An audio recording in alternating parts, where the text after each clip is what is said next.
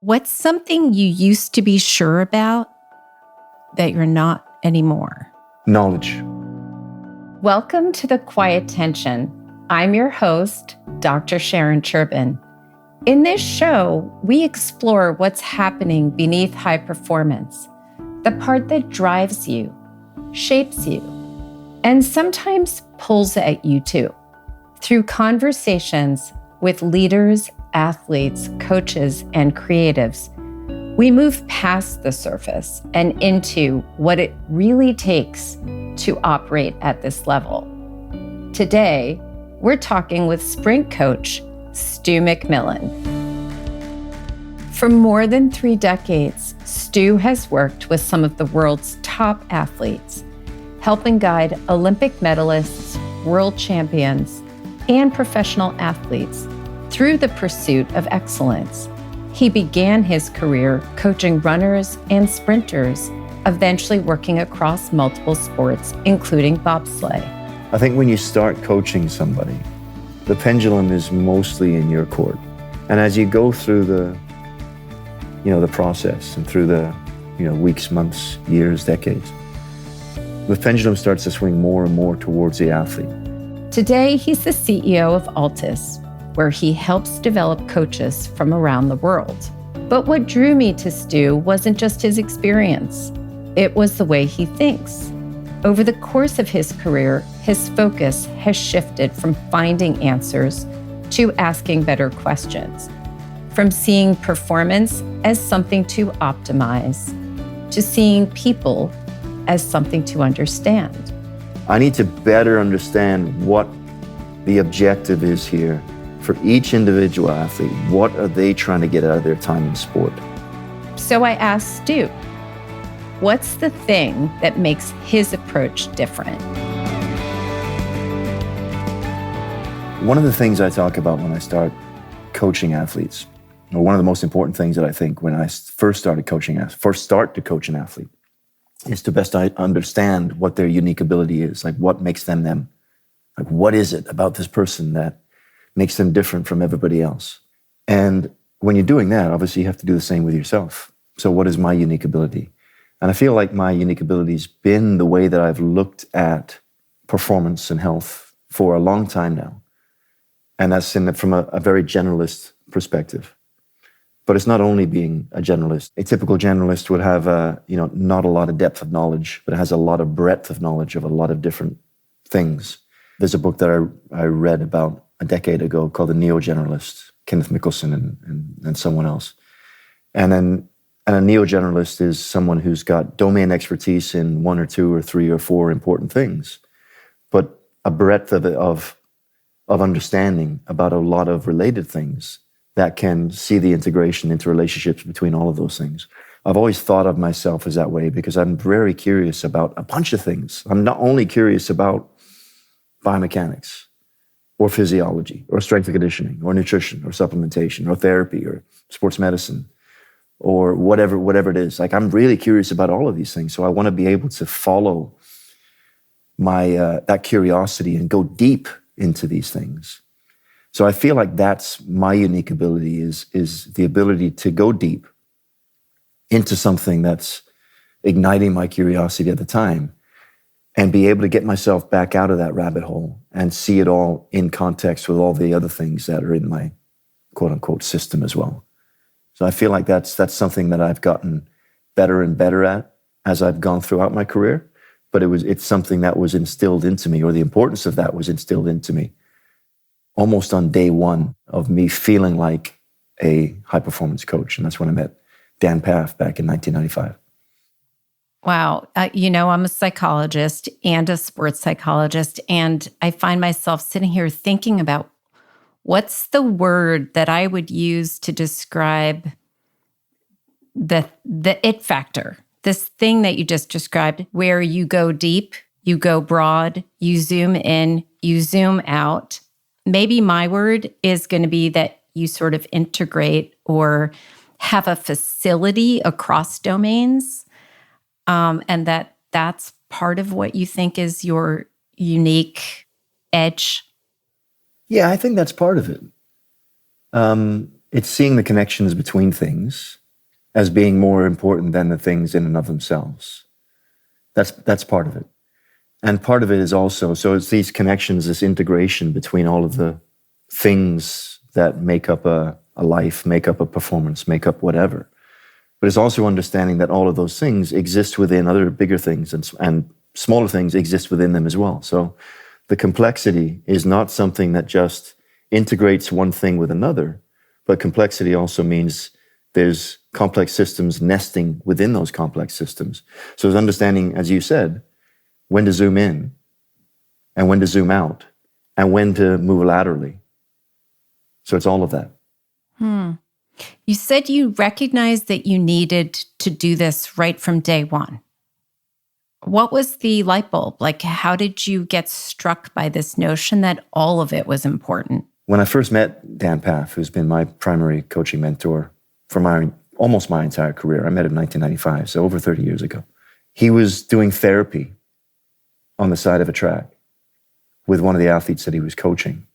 And I was a strength and conditioning coach who was just getting interested in sprinting and track and field, but I was primarily strength and conditioning.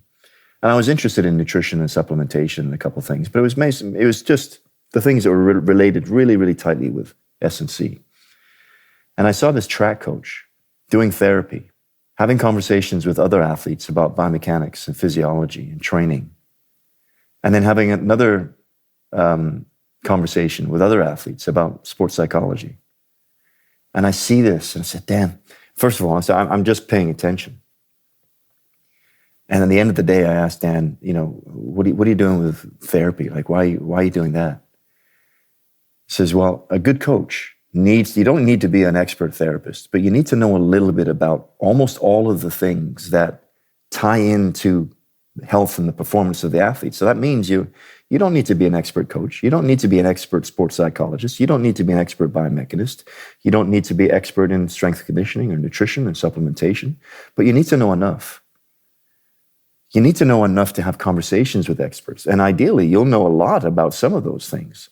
And that was really influential for my, initial, years as a track and field coach, that I saw coaching as this generalist, but also I require a little bit of domain expertise too. And I require some time and space and room to actually chase down some of the really interests, these things that I'm really interested in, these things that I'm super curious about. And that conversation gave me permission to do that. Gave me permission to, all right, I'm really interested in therapy. I went all in on therapy for about a decade. Mm-hmm. Like I was doing 6 or 8 hours of therapy every single day while I was still coaching, while I was still trying to understand strength and conditioning and physiology and nutrition and all of these other things as well. So that was the point. Dan likened it to, and if you remember, if you're of a certain age, we'll remember watching The Tonight Show or Johnny Carson and having these guys come on and a person would be on stage and there's 10 or 12 or 15 of these long poles and a plate balancing on top of each pole. And then this person would be jumping from pole to pole or running from pole to pole, spinning these plates and ensuring that all those plates continue spinning. Maybe it was 10 or 12 or 15 or whatever. And that's what Dan said. Dan said, coaching is like spinning plates. There's not just one plate in coaching. There's not just one plate in anything, by the way. So that was, I've always remembered that analogy from Dan. Coaching is like spinning plates. So you need to know when you're spinning a plate, you can focus on this plate, but you have to know what's going on that plate that's 15 plates away. You may not be able to see it, but you have to be able to understand it and be able to, if it requires your attention, you need to get over there. So that was something that was really, really influential for me when, that point in my career, I was, mid-20s. So I find myself still thinking about Stu's metaphor of spinning plates. And I think that applies to most of us as high performers. And especially at the beginning, I think of that as actually particularly exhausting. It takes a lot of energy and attention, unless you're an experienced street performer, to keep all of those plates going. So what do you pay attention to? Which one, for how long, and at what time? But what I do notice in high performers is that it moves from physics, like how do I do this, to art. And I think that's the sign of mastery, when you can keep all of those plates going. But now it feels like maybe more like conducting an orchestra, where you know what to bring in when and when to let things go. As our conversation continued, I found myself quite interested in how Stu's perspective developed and how it changed. Okay, so at what point did you stop seeing the athlete and the human as separate? I started, when I first started coaching, the job for me was to improve the performance of the athletes I was working with while keeping them as healthy as I possibly could. That was the job. Because I was under the assumption that that was their objective. Their objective is to perform as well as they can while being as healthy as they can. And for many, that is the job. And I started to understand that sometimes, in fact, quite often, what they were trying to get out of it was different than what I was trying to get out of it. So I was under the assumption that this athlete's trying to do this because of this, and it's the same reason I'm doing it. And we're coherent. And I began to see that that wasn't necessarily the case. And then that made me open up to, okay, I need to better understand what the objective is here for each individual athlete. What are they trying to get out of their time in sport? Are they trying to win an Olympic medal? If so, great. I can help you with that. Are they trying to beat their personal best and really try to push themselves from an individual perspective and learn as much about themselves? Okay, I can support that. Are they wanting to travel the world and make a national team? Okay, I can help you support that. But it became much more important to me then is, all right, what is the purpose here? Like, why are you doing this thing? The pivot for me, it wasn't really a pivot, but it's something that I started to better appreciate. Maybe late 90s, early O's, where I started looking at athletes as a little bit more than just a bunch of numbers. Mm-hmm.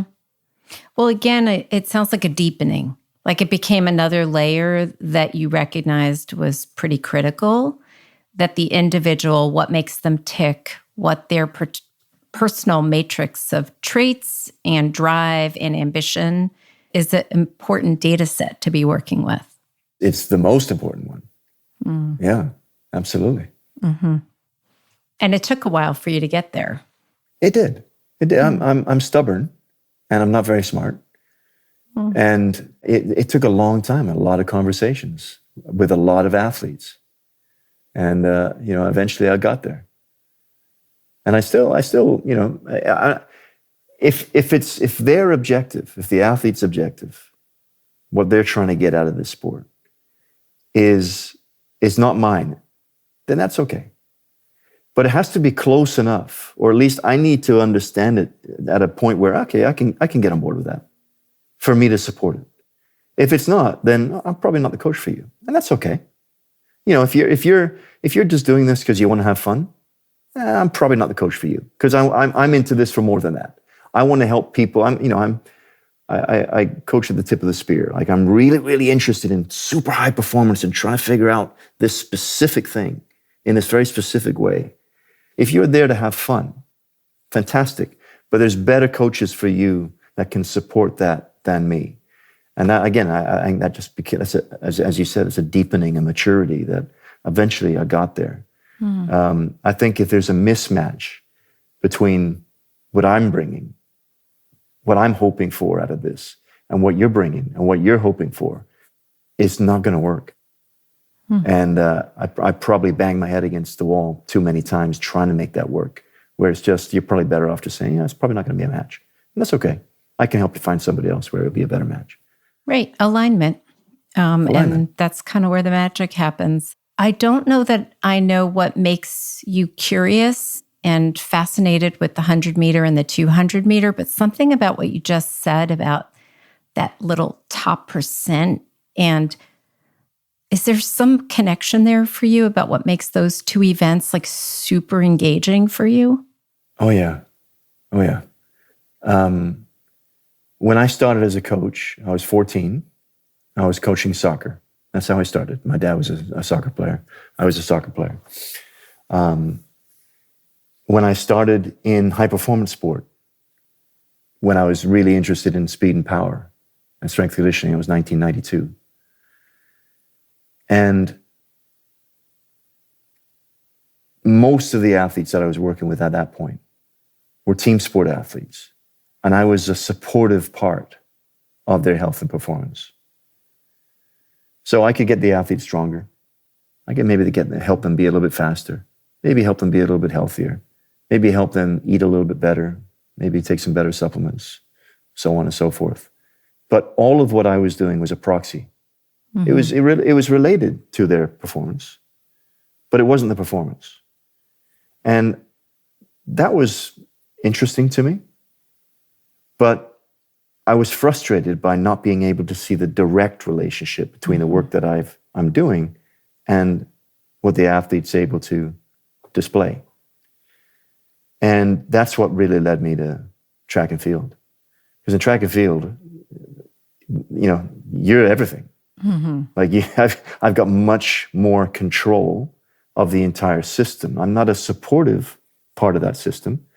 I am the system. And I'm finding other people to help support the system. So I'm essentially, effectively the boss here.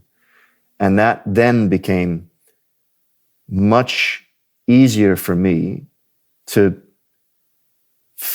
learn more about the relationship between the work that we did and the performance of the athletes. Whereas before, they put 20 kilos on their power clean, but did they get any better at their sport? Or they got a bit weaker, but they got better at the sport. Like it's this, It was just, and a lot of strength conditioning coaches have the same sort of frustration.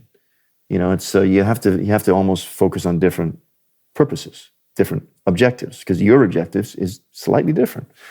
Where I wanted to really be challenged and see the direct relationship between the work that we were doing as a coach-athlete team to the actual performance of the athlete. So that's what I like the most about individual sport, but not just individual sport, but here, what we're doing in training is the event. We're sprinting to sprint. We're not sprinting to get better at sprinting in another sport. We're sprinting to sprint. So it's this direct connection gives me instant feedback and a much greater challenge. And that's what I really enjoyed. And then finally, I feel like in almost every sport, the best person in that sport is probably not actually the best person. There could have been somebody else who's on the planet who's better. But the fastest person in the world is probably the fastest person to ever walk the earth. Because the barrier for entry into track and field is not very high. If you're super fast when you're 4, people find you. And if you're super fast when you're 14, people find you. But if you're 6'8" and you could jump out of the gym and you're super agile, you might end up playing volleyball or basketball or whatever, or high jump or disc or whatever. You could be doing a bunch of different things. And maybe you chose the wrong one. Or maybe you chose the right one, but maybe there's someone else that could have been better than you at that. Where I don't think that's the case in 100-meter sprinting. I think Usain Bolt is probably the fastest human to ever run on the face of the earth. I don't think there's anybody, in Jamaica that didn't do that, because we would have found him, right? So that's the other thing. I think this is truly the tip of the spear when it comes to athletic ability. There's nobody faster. If you look at the 8 fastest humans on the face of the planet at the end of the year, those are the 8 fastest humans. That's great. This is a great segue into thinking now more about some of the individual athletes you've worked with. Well, you've spoken about Jody Williams, and in some of the reading that I've done from her first person account, she described herself as passionate and that she identified as the 100-meter, 200-meter runner. And, you've talked about potentially had she pivoted or had the people around her also thought of her as a 400-meter runner, She may have medaled when she came back. Is she a good example of someone who you kind of bought into her alignment? She's calling it passion, but it's where her identity was. It's not even just passion. I think she was fused with that event as being the definition of her best. Yeah, it's a great example. I mean, so between the ages of 14 and 19, she won 150 straight races. Wow. In the 100 and the 200. Can you imagine what that does to you? You know, you are literally the best on the planet at 14, 15, 16, 17, 18, and 19. You've never lost. At these two events, what is that going to do to your identity? Of course, that becomes your identity. You're a 100-meter, 200-meter specialist. And the problem became is she didn't get much faster in the 100 and the 200. And I started coaching her when she was 22. And she ran her fastest when she was 19 or 20. And she still wanted to be a 100-meter, 200-meter sprinter. I started coaching her in 2016. And she went to the Olympics that year in the 200. And did okay. You know, made the semifinals, but didn't make the final. And it became clear, and it became more clear actually as the years went by, that she was not going to be world-class as a senior in the 100 and 200. For whatever reason. You can choose your list of reasons. But what she did have was this incredible work capacity and this really, truly gifted rhythm to her running that it was, you could look into the future and think, you know, if you moved up in event, you went from the 1-2 up into the 400, you're probably going to be world-class again. And she hated the idea of that. People had been telling her that ever since she'd plateaued when she was 19. Well, you just got to move up an event, move up to the 400. Well, I don't feel like a 400. I'm a 1-2, I'm a sprinter, I'm a short sprinter. And everything that she'd done up until that point had justified that thought. And it wasn't until probably, well, it was 4 or 5 years of her plateauing, not really getting any faster, working really hard, running about the same, making every single national team, by the way, but going to world championships and bowing out at the semifinal, or going to European championships and just, you know, getting a minor medal or making a final. And it wasn't until then, you know, maybe this isn't me anymore. Maybe I do actually have to step back. Is this who I still identify with? And if I'm trying to do something in this sport, do I need to broaden my feelings here? And in 2019, we did a 4x4 at the beginning of the season, just for fun. Her sister, Hannah, was out here in Phoenix with us. And they thought it'd be fun to run a 4x4 together. And Jody split 51-2 on that 4x4, which is very fast for somebody who's a 100-meter, 200-meter runner who wasn't training for the 400 at all. And she went to Doha World Championships that year, ran the 200, and they selected her for the relay. And in the final of the relay, she split 49-4. She had the fastest split of anyone in the entire world at that World Championships. And that then was, I think, finally, she said, yeah. maybe I'm not a 1-2 person anymore. And then, fast forward 2 years, we had the COVID year of 2020 when we didn't do anything, but 2021, she made the final at the Olympic Games in Tokyo in the 400, running 49 seconds, and came 5th. So amazing. But she hated it. She absolutely hated it. And, I coached her for another 3 years, right up through the Paris Olympic Games in the 400. And she's miserable.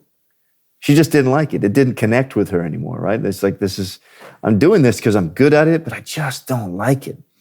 Now, that's the sad part of the end of the story. You spent the last 3 years of your career training for an event that you don't really like and you're not really getting anything from.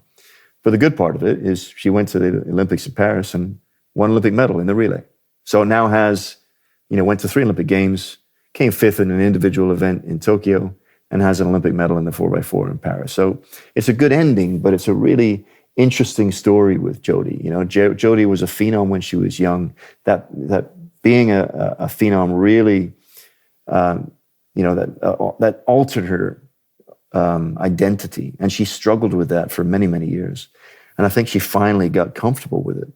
And while she didn't really like the training, she said, "Oh, I'm getting other things out of this. I'm getting still to find out more about myself," and so on and so forth. Some of the things that I talked about earlier. And even if, well, you did sort of know, as other people knew, that she would potentially do better by moving up. I don't know that, other than the nudge that you did, which is like just to sort of gently nudge her in that direction.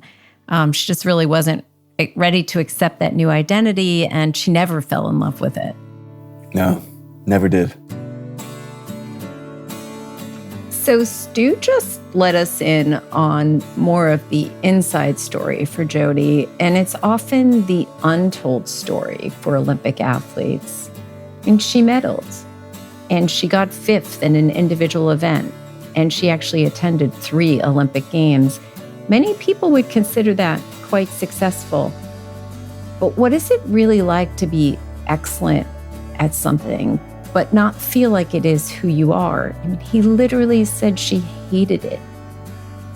I think there comes a seminal moment when an athlete or a high performer recognizes that what I do isn't who I am. And there can be a lot of quiet tension with that. So this Jodie story also made me think about, why does changing identity maybe lag behind changing performance? Stu tells us she did get it. She was a good 400-meter runner. She got into the 40s. She medaled. But why is identity harder to change? And I think it's at the heart of being human. We are woven, for good or for bad, over years and under optimal and far from optimal conditions. But identity solidifies us. It makes us who we are. Think of a woven blanket. It is not meant to unfurl easily. So the durability of identity keeps us sane. And shifting identity is harder and slower than we would like. It feels like there's more to explore, particularly around identity, change, and the role a coach can play in helping an athlete navigate that experience. So when you work with someone over decades like Kaillie Humphries, what stays the same in them over time? Cool. I started coaching Kaillie in 2006 and coached her for 20 years through 6 Olympic Games and six Olympic medals. When I started coaching her, she was a kid. She was the best. She was one of the best in the world. She was one of the most powerful in the world. She was really, really strong, really fast, really powerful, and knew it, and was a bit of a troublemaker for most of the people in her world because she knew what she wanted. I want to win an Olympic medal. I want to be the best in the world. I wanted to be the best ever. I'm going to do everything I need to do that. So you're either on the bus with me or you're not. And if you're not, I don't want you anywhere near me. And I still to this day, I really appreciate that type of single-mindedness that Kaillie had, that a few other athletes that I've coached. Like, she gets up in the morning and wants to be the best in the world every single morning. And that's it. That's it. That's the only thing. So I really appreciated that. And what changed was her maturity. She began to see more and more that, okay, when you're 17 or 18, it's really difficult to see much past the end of your nose. And then when you get older, a little bit more mature, you see a little bit further, you see further, you see further, you start becoming a little bit more empathetic. You see, oh yeah, it's not just me, it's not just my world. But retaining that drive and retaining that focus while being able to appreciate that you're not the center of the universe was something that I thought Kaillie did a really, really good job of. One of the ways maybe you and I parallel is I also have clients I've had maybe for 20 plus years in and out of my life or in and out of practice. And I've been rather grateful for the way that I think they've changed me. So how has Kaylee Humphreys changed you? I think she's changed me in me appreciating that sometimes I just have to, sometimes it's enough to know that they know that you're there and on their side. Sometimes that's enough for Kaylee. You know, I've most of the last decade, I coached Kaylee remotely. And often, I wouldn't even send her a program. Often it was enough for her that she knows that I'm there for her. I'm a phone call away. And I think what changed me is I saw the power in that. The power in an athlete just believing that there's, you know, I don't necessarily need this person with me every single day. And I don't even necessarily need this person writing me a program for today. I've done this for a long time now. I know what I need to do. But I really do need to know that this person's on my team and is supportive and is there for me when I do need. And I feel like that was a really good reminder from Kaylee on that. Have you had that experience with anyone else? Where that's what was like all the other work was there, all of it, you know, was done, and they could be self-coaching in a sense. I've always looked at it as that's almost the goal. I think when you start coaching somebody, the pendulum is mostly in your court, especially when you're coaching younger people. And as you go through the process and through the, weeks, months, years, decades, the pendulum starts to swing more and more towards the athlete. It's always a partnership, but the partnership may start 95-5 in my direction and might end up 95-5 in the athlete's direction. It's still a partnership, but it's just there's a much more autonomy. And the other person that I had that relationship with, and probably the athlete that I learned the most from coaching, was Steve Messler, American bobsledder. I started coaching in 2002 through the 2006 Olympic Games, and then eventual gold medal in 2010. And that was the best example of a coach-athlete partnership that I've ever been a part of. And it was 50-50 at the end. We were working together for him to do what he could potentially do, and me supporting that. It was, for me, it's the relationship that I learned the most in, and the athlete I've learned the most from. So what feels most alive in your work right now, and what feels most unresolved? The alive bit is all the things I'm doing. I mean, I'm actually enjoying coaching right now. For the last couple of years, I've enjoyed coaching quite a lot. The previous 4 or 5 or 6 years, it was okay. I wasn't. I was probably just, there's parts of this I'm enjoying, and there's parts that I'm not really digging anymore. So I'm trying to find enjoyment in other parts of the work.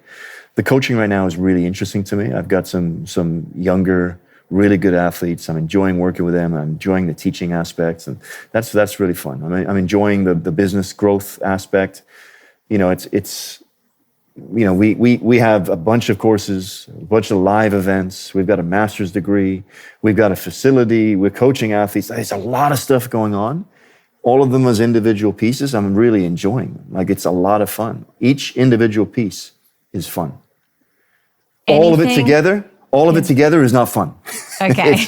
So that's the part that's most challenging for me right now. Like, I need to, you think, you look into the future. I'm not a big you look into the future type person, but I'm 56. I don't want to be working this hard for too much longer. I'm enjoying all of the pieces, but I would also like to, can I do some other stuff? Can I find some other challenges, some other interests? Can I travel the world for more than just sport for a while? Things like that. So it's, that's the biggest challenge, is how to find a way in which to bring some efficiencies to the entirety of what I do right now, so I don't have to do it all the time. So Stu, you mentioned that Dan is Yoda for you. You go to him with your, I think other people call him Yoda too, right? I think they do, yeah. Yeah. Certainly the coaches that I know that know him there Yoda comes up. So he's been a resource for you when it comes to technical issues, biomechanical issues, when you're trying to not hit the wall with someone. On the personal register, when something's coming up for you as an individual, as a person, who do you take that to? I'm not sure if I take it to anybody.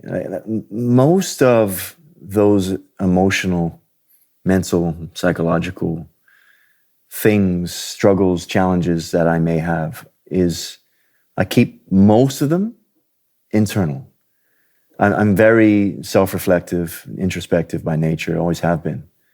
And I've always sort of dealt with my stuff, whatever that stuff is, internally for my entire life and in sport my entire career. Now, I think one thing happens as you do get older is you get better at communicating some of those challenges that you may have with people that you respect and trust. So I've become better at being more open with some of the things that I'm dealing with some of the people that I've been doing this thing with for many, many years. So for example, Dr. Matt Jordan, we've started working together in the early 90s. I talk to Matt a lot, and we talk about some things like that. Mm. But it's, most of it is internal. And I don't know if that's necessarily incredibly healthy. I think I have done better and will continue to do better at being more open, more, what's the word that everybody uses now? Vulnerability. Vulnerable.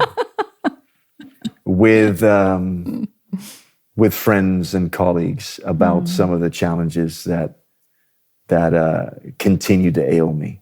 Mm-hmm. But honestly, I'm always curious. There'll be days where I don't enjoy it, but I've never really questioned, why am I doing this? I gotta go and do something else. There's things that we all deal with, but luckily for me, for whatever reason, I've never really struggled with them significantly. Well, I think when there's an internal alignment with the style, like the Lone Ranger style, when it's internally aligned, then there isn't really that kind of spill-off distress. But I think it's when there's a disconnect, like you really want to be close to people, and then you're also someone who kind of goes solo in the world. I think that's where that kind of angsty stuff happens. But it sounds like you've been kind of vertically aligned.